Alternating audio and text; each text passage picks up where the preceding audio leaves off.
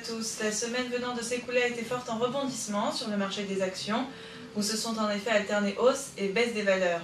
Cette forte volatilité a trouvé sa force dans la chute vertigineuse des matières premières, particulièrement du pétrole, qui a ainsi fait fondre le cours de l'euro.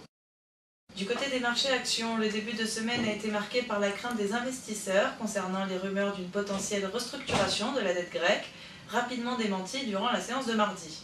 Une forte tendance à la baisse a ensuite été provoquée, jeudi, par la chute vertigineuse de la monnaie unique, amenant ainsi le cours du baril de pétrole en dessous de 100 $. La journée de vendredi avait pourtant bien commencé sur les places européennes, boostée par une croissance française plus vive que prévue, avec un PIB à 1%. Aux États-Unis, la publication de l'indice des prix à la consommation, informant du niveau d'inflation, s'étant littéralement envolée, les bourses internationales ont clôturé la semaine en forte baisse. Ainsi, le Nikkei a perdu moins 2,35% cette semaine, suivi du FTSE avec 0,85%, du CAC 40 avec moins 0,5%, du Dow Jones avec moins 0,33% et le Nasdaq qui est resté pratiquement inchangé.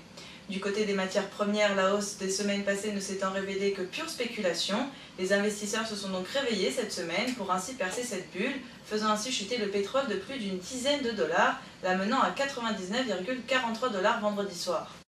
La semaine à venir devrait annoncer un rebond important pour les bourses internationales, un retour de l'euro autour des 1,45 $ avec la publication du rapport des experts du FMI ne pouvant qu'être rassurant, et un pétrole oscillant autour des 102 $ le baril.